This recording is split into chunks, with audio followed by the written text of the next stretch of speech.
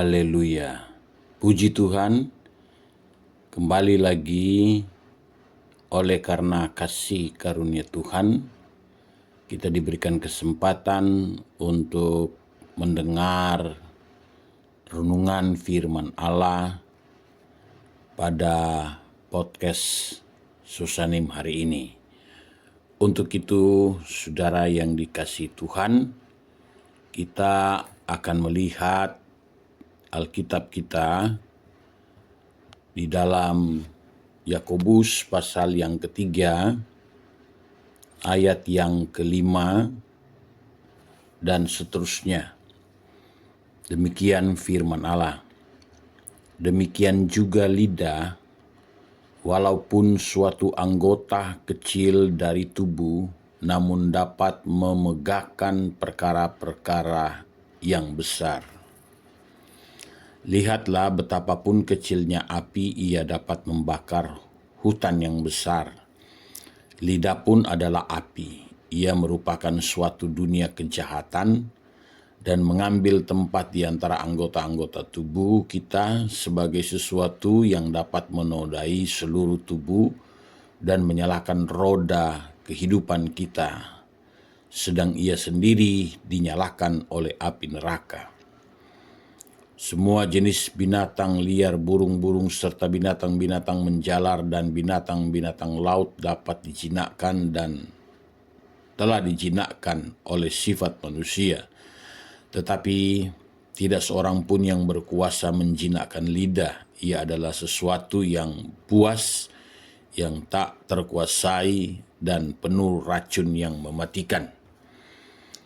Dengan lidah kita memuji Tuhan Bapa kita, dengan lidah kita mengutuk manusia yang diciptakan menurut rupa Allah. Dari mulut yang satu keluar berkat dan kutuk. Hal ini, hai saudara-saudaraku, tidak boleh terjadi, tidak boleh demikian terjadi. Puji Tuhan, saudara, kita sudah membaca firman Allah dalam Yakobus ini tentang bagian dari anggota tubuh kita, yaitu tentang lidah. Sesuatu yang kecil, tetapi dia dapat membegahkan perkara yang besar. Lidah bagaikan api yang dapat membakar, menghanguskan hutan yang besar. Lidah juga merupakan, jika tidak terkendali, ia akan membawa kita kepada kejahatan, ia akan membawa kita kepada kebinasaan. Ya. Ayat 8, tidak ada seorang pun yang berkuasa menjinakkan lidah. Ia adalah sesuatu yang buas, yang tak terkuasai, dan penuh racun yang mematikan. Jadi kita perhatikan, kita sebagai orang-orang percaya yang telah ditebus oleh darah anak domba Allah Tuhan Yesus Kristus di atas kayu salib, memperhatikan agar setiap apa yang keluar dari mulut kita yang dikerjakan oleh lidah itu, supaya benar-benar dapat bermanfaat, mengeluarkan hal-hal yang positif, memberkati orang-orang di sekitar kita, dan juga untuk diri kita. Kita perhatikan supaya tidak membahayakan untuk orang lain, juga untuk diri kita sendiri. Ini sesuatu yang kecil dari contoh-contoh yang lain.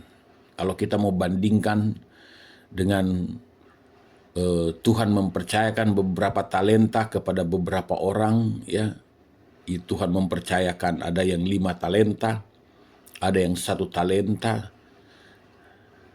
Lalu Tuhan menyuruh mereka untuk mengembangkan, memerintahkan mereka untuk mengembangkan talenta itu. Yang diberikan 1 talenta karena dianggap adalah sesuatu yang kecil, maka dia tidak setia. Tuhan bilang, hai hambaku yang jahat, ya, engkau tidak setia dalam perkara yang kecil, dan yang meremehkan hal-hal yang kecil, justru mendapatkan sebuah akibat yang fatal bagi dirinya. Yang diberikan 5 talenta karena dia mengembangkan, Tuhan katakan, "Hai hambaku yang baik, engkau telah setia dalam perkara yang kecil." Jadi saudara yang dikasihi Tuhan, sesuatu yang kecil jangan kita menganggap remeh. Karena dari yang kecil akan berhasil sesuatu yang besar, sesuatu yang luar biasa, yang bisa mengangkat kehidupan kita, mengangkat kehidupan sosial kita, status kita, dan sebagainya. Asal kita mau memperhatikan sedemikian rupa apa yang sering dianggap sesuatu yang atau diremehkan, hal yang kecil. Nah, jadi kita lihat di sini bahwa Tuhan sangat memperhatikan sekecil apapun daripada bagian kehidupan kita. Jika itu dapat memberikan dampak yang sangat luar biasa, maka Tuhan memberikan penilaian, memberikan penghargaan. Tapi dalam konteks tadi kita perhatikan, lidah tergantung kehidupan saudara dan saya menguasainya, membawanya. Dikatakan oleh firman Allah, lidah dapat membawa kita kepada kebinasaan, tetapi juga dia dapat membawa kita kepada segala kebaikan-kebaikan. Dia dapat membawa kita untuk menghasilkan perkara-perkara yang besar. Kita mulai dari yang kecil. Ya. Berdasarkan catatan-catatan ini, saudara, maka saya memberikan tema modal kecil untung besar. Kita mengambil dari sisi yang baik, sisi yang positif. Kita melihat dari sisi yang benar menurut kacamata firman Allah. Ya. Saya tidak mengarahkan kepada hal-hal yang bersifat merugikan daripada lidah ini, tetapi saya mengarahkan supaya kita terarah kepada hal-hal yang benar. Ya, kita mulai dari modal kecil untung besar. Kisah Para Rasul 16 ayat 31. Kisah Rasul 16 ayat 31.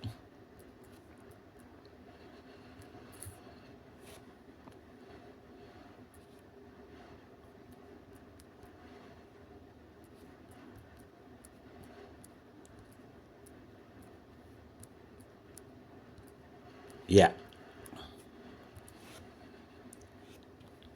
Dikatakan begini, jawab mereka, "Percayalah kepada Tuhan Yesus Kristus dan engkau akan selamat, engkau dan seisi rumahmu." Saya ulangi, jawab mereka, "Percayalah kepada Tuhan Yesus Kristus dan engkau akan selamat, engkau dan seisi rumahmu." Nah, kita kembali. Jadi, sesuatu yang kecil, apa susahnya seseorang mempercayai sesuatu? Nah, ini hal yang kecil. Ya, hal yang kecil. Apalagi masyarakat kita. Kehidupan kita yang kita lihat di negara kita. Orang begitu mudah percaya. Ya. Hoaks aja dipercaya dengan sangat mudah. Masa yang benar kita tidak percaya? Ini contoh, ya. Suatu berita yang benar, masa kita tidak percaya? Kan begitu. Di sisi lain berita-berita yang menjatuhkan orang, yang mendiskreditkan orang lain, yang menyinggung orang lain, kita mudah percaya. Ini hal yang kecil, tapi mari saya kembali arahkan kepada hal-hal yang benar. Ya, kita mulai dari percaya.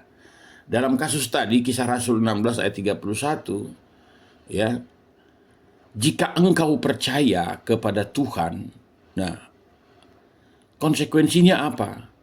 Bukan hanya kepada orang yang percaya itu. Dalam satu rumah tangga, dalam satu keluarga, di rumah, misalkan ada 4 orang. Satu orang ini yang kemudian percaya kepada Tuhan. Konsekuensinya, engkau dan seisi rumahmu. Seisi rumahmu berarti yang termasuk yang 3 orang tadi. Ya, totalnya kan 4 orang. Termasuk yang 3 orang tadi. Engkau, ya, kata firman Allah, engkau dan seisi rumahmu diselamatkan. Artinya sudah ada keuntungan yang besar. Berapa persen keuntungannya kalau kita mau berbicara tentang keuntungan kalau di dalam perspektif bisnis kan begitu. 1 orang percaya tetapi yang diselamatkan 4 orang. Misalnya dalam satu rumah tangga. Jika engkau percaya, engkau dan seisi rumahmu akan diselamatkan. Kira-kira seperti itu ya. Ada sebuah keuntungan yang besar. Yang berikut, mempercayakan hidup kita ini kepada Tuhan, menyerahkan seluruh hidup kita ini kepada Tuhan, ya. Serahkanlah hidupmu kepadanya. Di dalam Mazmur 37 ayatnya yang kelima. Keuntungannya apa? Kalau kita mempercayakan kehidupan kita kepada Tuhan, ya keuntungannya adalah menghasilkan kemuliaan bagi Tuhan. Keuntungannya adalah kita mendapatkan perlindungan, kita mendapatkan pertolongan, kita mendapatkan kemuliaan. Ya. Kita dilingkupi, dinaungi oleh kemuliaan Allah. Mazmur 37 ayat yang kelima. Berangkat dari mana? Percaya kepada Tuhan lebih sungguh dan percayakan hidup kita ini sepenuhnya kepadanya. Serahkan hidup kita kepadanya. Yang berikut, ya, modal kecil untuk besar, untung besar. Tahapan yang berikut, apa yang harus kita dalam hal ini, saudara, saya mengarahkan bahwa kita menginvestasikan hidup kita ini kepada Tuhan. Yang kedua, dalam Yohanes 15, ini sering sekali diulangi, sering dibaca, sering dibahas, ya. Dalam Yohanes 15 ayat yang kelima dan yang ketujuh, ya. Jadi kalau kita perhatikan di sana, kita harus tetap tinggal di dalam Kristus. Karena di luar Kristus, ya, jangan sampai kita menjadi seperti ranting yang dikumpulkan orang lalu dibakar. Kita tidak mau seperti itu. Kita mau melekat dengan pokok anggur, tetapi kemudian bertumbuh dan menjadi dinamis, bergerak maju, dan menghasilkan buah. Jadi dalam hal ini, pertama yang kita lakukan tadi adalah percaya sepenuhnya, kemudian mempercayakan hidup kita kepada Tuhan sepenuhnya, dan kita mau tetap tinggal di dalamnya. Intinya begitu. Tetap tinggal di dalam Kristus. Harus sadar, harus tahu posisi kita ada di dalam Kristus.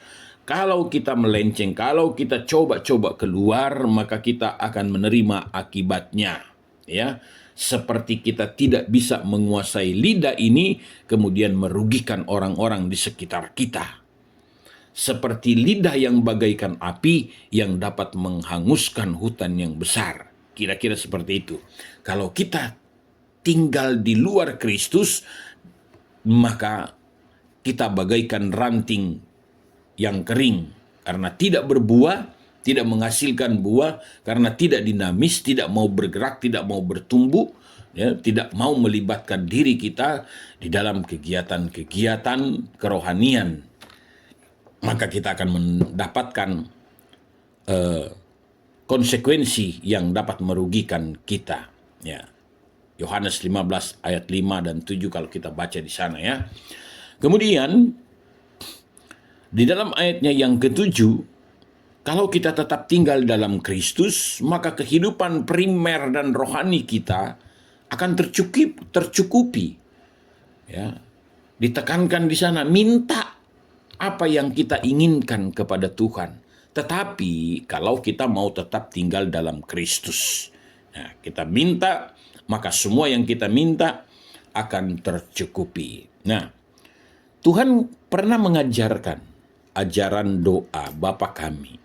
Ini yang ajarkan bukan dari rasul ya. Bukan juga dari nabi-nabi. Ini yang ajarkan, yang ucapkan ini adalah Tuhan Yesus Kristus sendiri kepada murid-muridnya.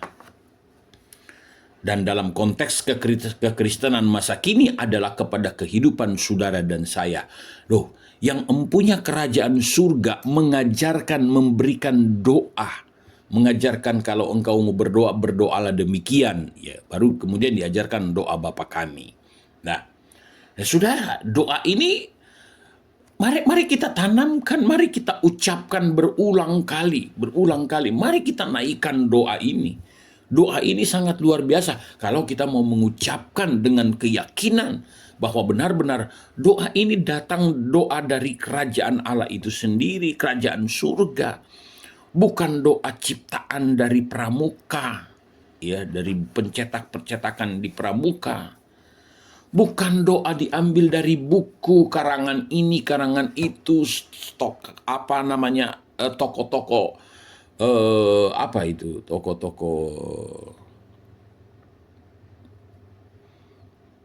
toko-toko psikologi, toko-toko teologi dan segala macam. Tapi Tuhan sendiri yang mengajarkan doa ini.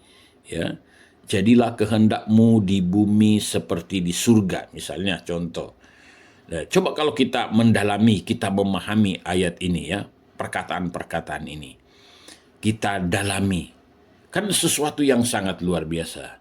Saya tidak ada waktu untuk menjelaskan hal ini lebih dalam lagi. Yang ketiga, contoh yang ketiga berangkat dari hal yang kecil, modal kecil untung besar, ya, punya iman. Iman seperti apa?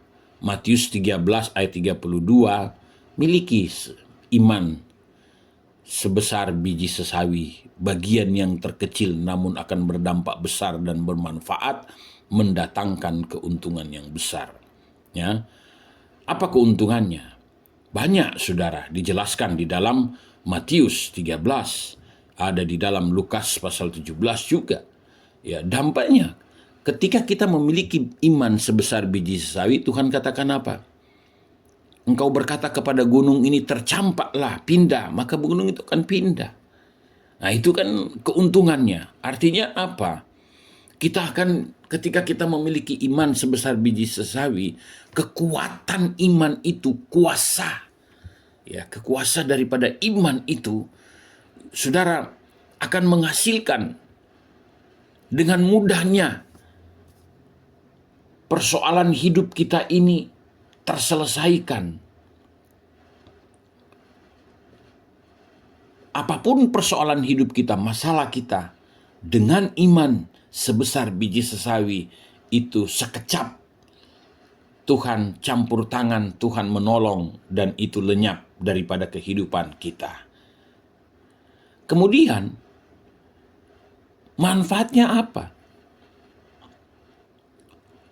Iman sebesar biji sesawi adalah, biji sesawi ini adalah benih yang kecil.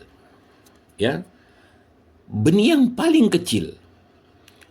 Nah, ketika dia kemudian ditanam, dia kemudian akan bertumbuh bahkan menjadi seperti pohon.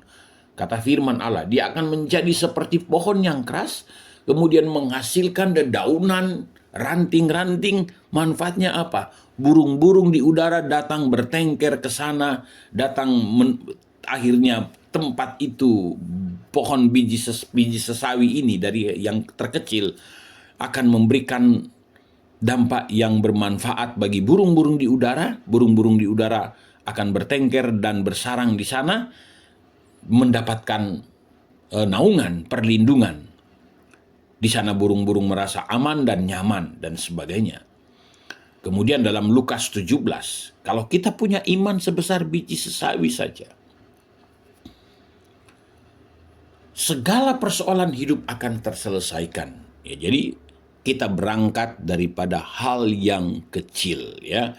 Nah, ini saya punya maksud tadi ya, dari judul temanya, modal kecil untung besar. Banyak keuntungan. Ya, bacalah ayat-ayat firman Allah yang sudah saya berikan. Dalam Matius 17 ayat 20 bicara juga tentang biji sesawi itu. Bicara tentang iman. Nah, jadi kita tanamkan ya hal yang kecil, kita rubah untuk membegakan perkara yang besar. Jadi kesimpulannya, untuk mendapatkan untung yang besar dimulai dari yang terkecil yang paling mudah dilaksanakan, yaitu percaya dan mempercayakan hidup kita sepenuhnya kepada Tuhan. Kemudian yang kedua, tetap tinggal dalam Kristus, tetap tinggal di dalam persekutuan dengan Kristus. Yang ketiga, miliki iman sebesar biji sesawi. Nah, kemudian aplikasinya, bagaimana kita mengimplementasikan dalam hidup kita sehari-hari? Kita munculkan pertanyaan untuk kita sendiri, ya, dan kita menjawabnya. Ketika kita munculkan pertanyaan itu, kemudian kita akan mendapatkan jawaban ketika kita datang di bawah kaki Tuhan untuk bertanya dan meminta petunjuk, memohon kepada Tuhan. Yang pertama, sejauh mana dan sekuat apa kita percaya dan mempercayakan hidup kita kepada Tuhan. Yang kedua, dalam seperti apa kita tetap tinggal di dalam Kristus. Munculkan pertanyaan-pertanyaan ini buat diri kita sendiri. Jika kita tidak mampu menjawabnya, mari kita mau datang kepada Tuhan untuk meminta petunjuk, memohon jawaban. Namun begitu. Yang ketiga, sudahkah kita yakin bahwa kita telah memiliki iman sebesar biji sesawi? Nah, bagaimana kita mengimplementasikan dalam hidup kita sehari-hari untuk diri kita dan keluarga dan orang-orang sekitar kita, bahkan di dalam pelayanan kita? Munculkan pertanyaan-pertanyaan itu. Ya, jadi seperti itu. Saya teringat sebuah pujian lama, ya. Ya, untungku besar jika Yesus milikku, jiwaku selalu senang dapat damai sepenuh. Di tengah ribut keras, ombak dunia menderu, hatiku tak gentar karena Yesus sertaku. Benar, benar, ya untungku besar, benar, benar, ya untungku besar, benar, benar, ya untungku besar, jika ku dapat Yesus sungguh untung besar.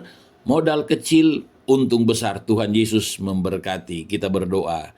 Bapa, terima kasih untuk renungan firman Allah pada hari ini. Tuhan memberkati, meteraikan dalam hati dan pikiran kami. Tuhan Yesus menolong, mampukan kami untuk dapat menguasai lidah kami Tuhan dengan kekuatan dan kuasa yang daripadamu. Roh Kudus menolong selalu hidup kami semua Tuhan. Terima kasih, memberkati kami semua yang mendengar. Di dalam nama Tuhan Yesus Kristus kami berdoa. Haleluya, amin. Demikianlah podcast kita pada saat ini. Tuhan Yesus memberkati. Haleluya.